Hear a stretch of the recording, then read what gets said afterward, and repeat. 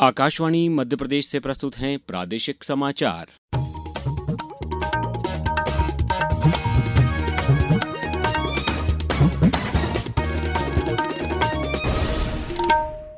नमस्कार, समाचारों के साथ मैं अभिषेक कटियार। सबसे पहले इस बुलेटिन के मुख्य समाचार। प्रधानमंत्री नरेंद्र मोदी ने नागरिकों से स्वदेशी उत्पादों और उद्यमियों को प्रोत्साहित करके स्वदेशी आंदोलन को बढ़ावा देने का आह्वान किया। माध्यमिक शिक्षा मंडल मध्य प्रदेश की हाई स्कूल एवं हायर सेकेंडरी परीक्षा का परिणाम घोषित। संसद के सत्र में कल से नारी शक्ति वंदन अधिनियम को लागू करने पर होगी चर्चा। और मौसम विभाग ने कल से प्रदेश में लू चलने की चेतावनी जारी की। अब समाचार विस्तार से। प्रधानमंत्री नरेंद्र मोदी ने नागरिकों से स्वदेशी उत्पादों और उद्यमियों को प्रोत्साहित करके स्वदेशी आंदोलन को बढ़ावा देने का आह्वान किया है। आज कर्नाटक के मांड्या के पास आदि चुंचनगिरी मठ में गुरु भैरवैक्य मंदिर के उद्घाटन के अवसर पर उन्होंने कहा कि देश के विभिन्न हिस्सों का दौरा करके भारतीयों द्वारा पर्यटन को प्रोत्साहित किया जा सकता है। उन्होंने कम खाद्य तेल का उपयोग करके मोटापे से बचने के लिए बाजरा का सेवन करते हुए स्वस्थ जीवन शैली अपनाने की सलाह दी। उन्होंने ये भी कहा कि योग, खेल और फिटनेस हमारे दैनिक जीवन का हिस्सा होने चाहिए। मेरा 8वां आग्रह योग, खेल और फिटनेस से जुड़ा है। हम सभी को इन्हें अपने जीवन का हिस्सा बनाना चाहिए। मेरा 9वां आग्रह सेवा भावना से जुड़ा है। जरूरतमंद की सेवा समाज को मजबूत बनाती है। मुख्यमंत्री डॉक्टर मोहन यादव ने आज भोपाल में आयोजित कार्यक्रम में माध्यमिक शिक्षा मंडल मध्य प्रदेश की हाई स्कूल एवं हायर सेकेंडरी परीक्षा का परिणाम घोषित किया।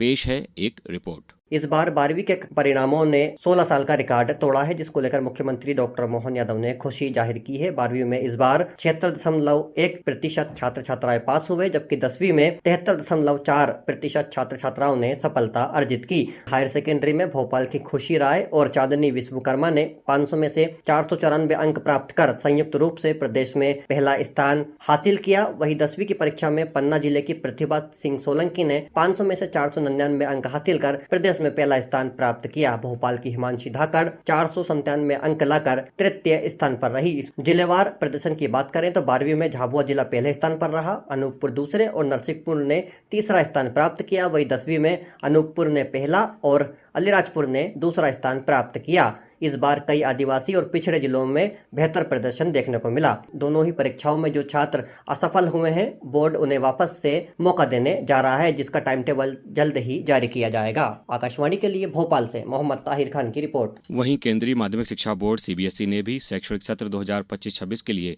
कक्षा 10वीं की बोर्ड परीक्षा के परिणाम घोषित कर दिए हैं। बोर्ड ने बताया कि कुल उत्तीर्ण प्रतिशत 93.70% रहा, जो पिछले वर्ष की तुलना में 0.04% अधिक है। इस वर्ष भी लड़कियों का उत्तीर्ण प्रतिशत लड़कों से अधिक रहा। लड़कियों का उत्तीर्ण प्रतिशत 94.99% दर्ज किया गया। छात्र अपने परिणाम आधिकारिक वेबसाइटों cbse.gov.in, results.cbse.nic.in और cbseresults.nic.in पर देख सकते हैं। प्रदेश में नारी शक्ति वंदन पखवाड़े के तहत आज भोपाल के रविंद्र भवन में आयोजित राज्य स्तरीय मुख्य कार्यक्रम में मुख्यमंत्री डॉक्टर मोहन यादव ने महिलाओं को संबोधित किया। इस अवसर पर मुख्यमंत्री ने कहा कि महिला सशक्तिकरण के प्रति प्रदेश सरकार प्रतिबद्ध है और महिलाओं तथा बेटियों को शिक्षा, सम्मान तथा आत्मनिर्भरता के अवसर प्रदान करना सरकार की सर्वोच्च प्राथमिकता है। इस कार्यक्रम में पद्मश्री विभूतियों से लेकर डॉक्टर, वकील, कलाकार, लाडली बहना और स्व सहायता समूह की महिलाएं शामिल हुईं।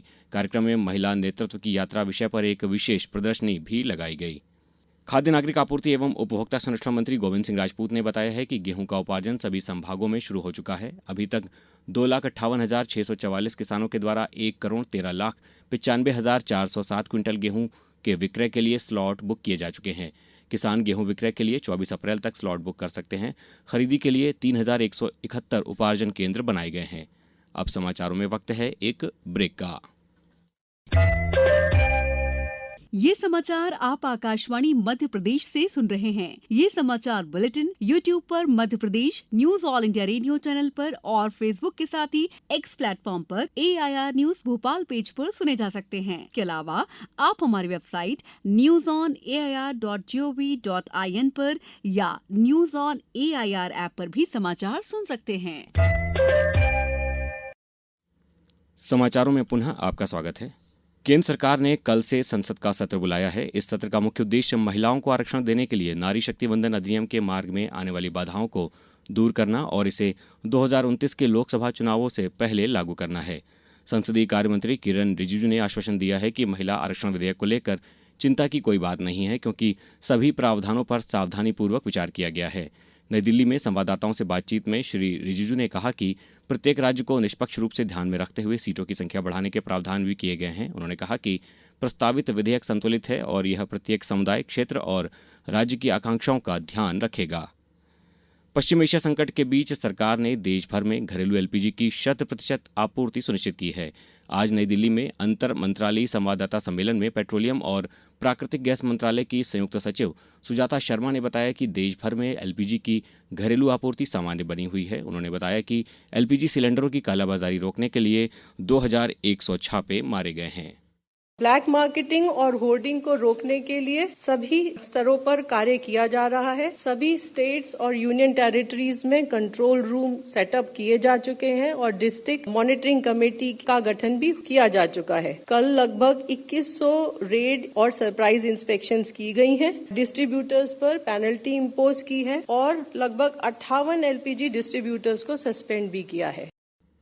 मुख्यमंत्री डॉक्टर मोहन यादव ने कहा है कि किसानों को निर्बाध रूप से सस्ती बिजली सुलभ कराना हमारी सरकार की प्राथमिकता है। इस काम के लिए सरकार किसानों को हर जरूरी मदद देने को तैयार है। आज मंत्रालय में नवीन एवं नवकरणीय ऊर्जा विभाग की प्रचलित योजनाओं की अद्यतन प्रगति की समीक्षा करते हुए मुख्यमंत्री ने कहा कि किसानों को सस्ती बिजली मिलेगी तो वे अपना उत्पादन बढ़ा सकेंगे और प्रदेश की प्रगति में भी अपना योगदान दे सकेंगे। उन्होंने कहा कि किसानों को उनकी आवश्यकता के अनुरूप ऊर्जा प्राप्ति के लिए उन्हें स्वयं ऊर्जा उत्पादक बनाया जाए। इसके लिए किसानों को हरित ऊर्जा उत्पादन से जोड़ा जाए। ऊर्जा उत्पादन में आत्मनिर्भर बनाकर ही हम किसानों का जीवन स्तर बेहतर बना सकते हैं। अब रुक करते हैं मौसम का। प्रदेश के कई हिस्सों में दिन का तापमान 42 डिग्री सेल्सियस के पार पहुंच गया है, जबकि रात का पारा भी 25 डिग्री से ऊपर बना हुआ है। राजधानी भोपाल, इंदौर, उज्जैन, ग्वालियर और जबलपुर जैसे बड़े शहरों में भी तेज गर्मी का असर साफ नजर आ रहा है। मौसम विभाग ने 16 अप्रैल से प्रदेश में लू चलने की चेतावनी जारी की है। 16 से 18 अप्रैल के बीच कई जिलों में हीट वेव का असर देखने को मिलेगा। इनमें रतलाम, झाबुआ, अलीराजपुर, धार, खरगोन, खंडवा, बड़वानी, बुरहानपुर, बैतूल, छिंदवाड़ा, पांडुरना, सिवनी, मंडला और बालाघाट प्रमुख हैं। अब कुछ समाचार संक्षेप में। केंद्रीय संस्कृत विश्वविद्यालय भोपाल परिसर में आज अनुवाद कौशल कार्यशाला का आयोजन किया गया। आगरमालवा जिले के ग्राम दावड़िया में आज विधिक जागरूकता शिविर में निःशुल्क विधिक सहायता एवं मनरेगा योजना की जानकारी प्रदान की गई। छिंदवाड़ा के आंगनवाड़ी केंद्र बेलखेड़ी में पोषण पखवाड़ा कार्यक्रम के तहत विशेष जागरूकता अभियान चलाया गया। विधानसभा अध्यक्ष नरेंद्र सिंह तोमर ने खंडवा जिले के नेतन गांव में पूर्व सांसद स्वर्गीय नंद कुमार सिंह चौहान की प्रतिमा का अनावरण किया। शहडोल जिले में समर्थन मूल्य पर आज से गेहूं खरीदी का काम शुरू हो गया है। नीमच जिले में प्रथम चरण की जनगणना के लिए प्रशिक्षण कार्यक्रम 2 चरणों में 15 से 17 एवं 23 से 25 अप्रैल तक आयोजित किया जा रहा है और गुना में युवा संगम के अंतर्गत जिला स्तरीय रोजगार मेले का आयोजन 22 अप्रैल को किया जाएगा। अंत में मुख्य समाचार एक बार फिर। प्रधानमंत्री नरेंद्र मोदी ने नागरिकों से स्वदेशी उत्पादों और उद्यमियों को प्रोत्साहित करके स्वदेशी आंदोलन को बढ़ावा देने का आह्वान किया। माध्यमिक शिक्षा मंडल मध्य प्रदेश की हाई स्कूल एवं हायर सेकेंडरी परीक्षा का परिणाम घोषित किया गया। संसद के सत्र में कल से नारी शक्ति वंदन अधिनियम को लागू करने पर होगी चर्चा और मौसम विभाग ने कल से प्रदेश में लू चलने की चेतावनी जारी की।